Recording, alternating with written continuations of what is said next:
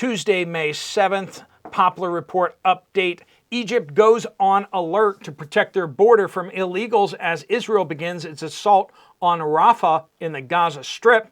They're concerned of a giant wave of refugees coming at their border, and they've mobilized their military to stop that.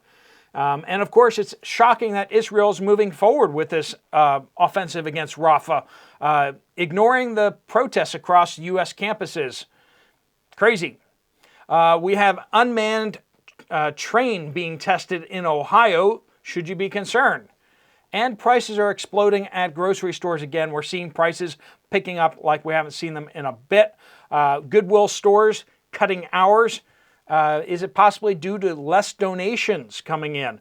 And what's really in Haagen-Dazs ice cream?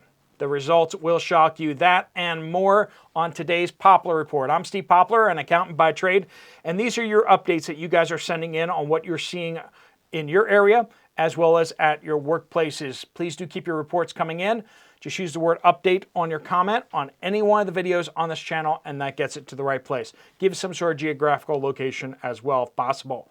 Before we dive in, we want to thank our sponsor, Genesis Gold Group. They do a fantastic job helping people get out of stocks and bonds and over into gold, silver, and platinum. Physical metals in your IRA or your 401k. If you have questions about that or you'd like to find out more, there'll be a link at the end of the video. All right, so Israel has begun its assault on Rafah. This is a city in Gaza, but it's all the way down in the south. It's near the Egyptian border. Now, we're hearing that Egypt is very concerned about waves of refugees coming. They have this massive border wall built up with razor blade all over it, and they have tanks and they have troops all along that border to make sure not one single person crosses the border. We could learn something from them, couldn't we? This is a big deal for Egypt. They do not want any Palestinians in their country at all. Just like every other Muslim country doesn't want them anywhere near them at all. Of course, the Biden administration wants to bring all those refugees to the United States because that somehow makes sense. Take them out of the Muslim Middle East and bring them over to the United States. If you're like, that seems like a dumb idea, well, you can go talk to your politicians about that because that's apparently what is going down. This is from ZQ. Update, Southeast Ohio, 2:40 p.m. today. Rail line through Richmonddale had a drone engine pulling freight. Not a concern, but a definite interest in how it will affect rail workers. Well, it's definitely a concern. I think that Ohio, right, East Palestine, Ohio, has some concerns, probably because train accidents happen. And so that's problematic. And then in addition to that, having those workers, I mean, they don't just sit up in the cab and just move the lever, right? I mean, they're watching for issues on the track up ahead, but also they do physical inspections of the trains. They get out of the train and they walk down the whole line and inspect the brake lines. They inspect, make sure the linkages are all hooked up right. And they want to get rid of them and not have those safety checks, not have all of that, just so they can save a few bucks. I mean, when you have hundreds of rail cars on a train stretching 3 miles long, and you're like, we could pay one person to be on that train, or two people. Right now it's supposed to be two people. Or we could put a giant computer in there to save a few bucks. What's the rail industry doing? Let's try to save a few bucks. 3 mile long train, and they're like, let's not put somebody on there. Absolutely insane. I mean, I get saving money. But when you start getting to these nickel and dimes, and you're like, let's jeopardize everybody's safety in order to save a few pennies. It's crazy. It's absolutely insane. Somebody should walk into those boardrooms and be like, are you guys nuts? What's going on? Lisa says, Northeast Ohio, I found milk that does not spoil quickly. Tell us more. It comes in a yellow plastic container from Smith's Dairy Farm. They are a local dairy farm. Try out your local dairy. It might cost a little more, but if it doesn't spoil in less than a week, it's worth it. That's a thought. Now, milk can get a little more pricey if you're getting from a local farm, so be aware of that. It may not be a little more pricey, it might be a lot more pricey, but once again, if it doesn't go bad, and it's probably better for you. Food for thought, food for thought. Sherry in southwest Louisiana, 2 18-pack eggs, so 36 eggs, right? Now over $10. So 3 dozen, $10, that's $3.33, and it's over that. And ground beef, 80% lean at $5.29 per pound.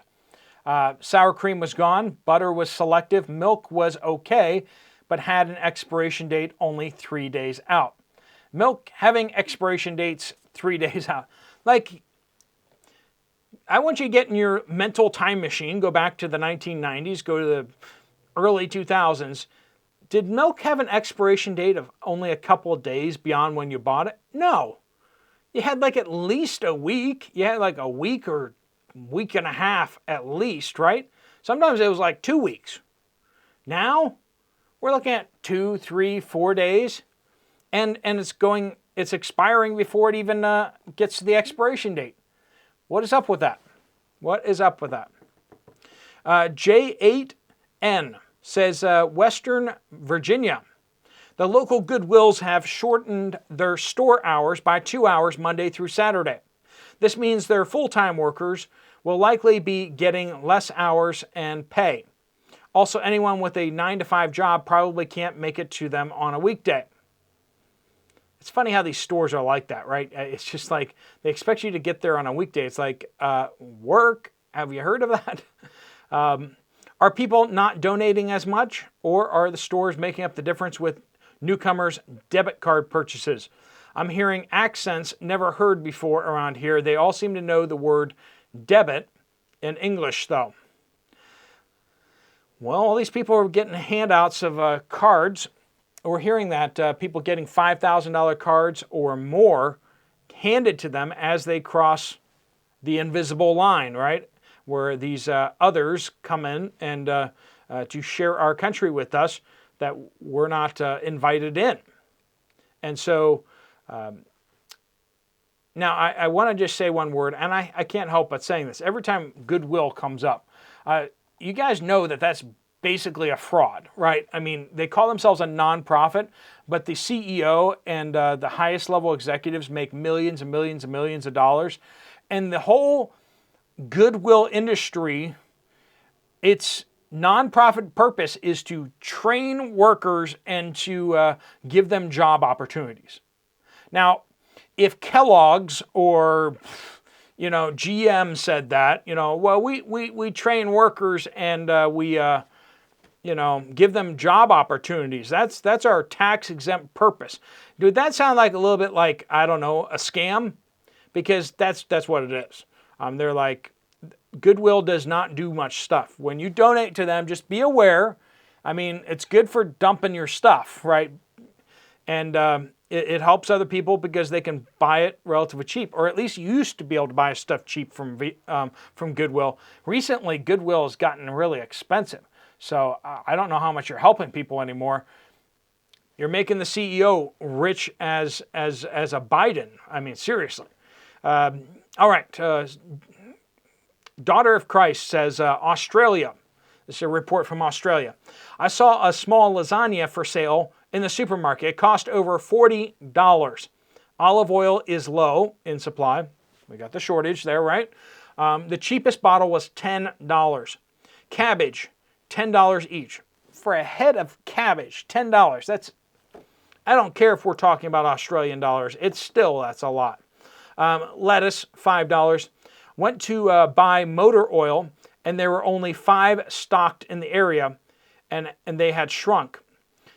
A can of beetroot used to be 80 cents, now $1.89. And boy, did it taste like vinegar. I was going to make my own yogurt, so I went to buy the yogurt packs, and they were $4. Now they are over $5.60. There's also not many of our supermarkets that have not been accused of price gouging, right? So we got, anytime prices go up, they look at the retail store and they're like, you're stealing from us.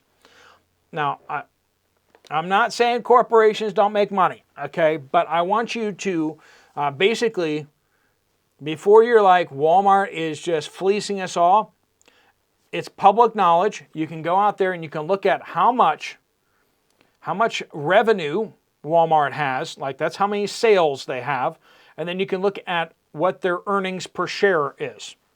And that will tell you like how much money they're making on you go there and you spend $100, how much are they actually making off of it? And if you're in the grocery section, they're making 3 to 4% off you. So if your food goes up by 30%, 40%, 50%, that's not Walmart, okay? That's not Walmart. Now the packing, the people in the middle, between the farmers and the stores, those are the guys making a killing.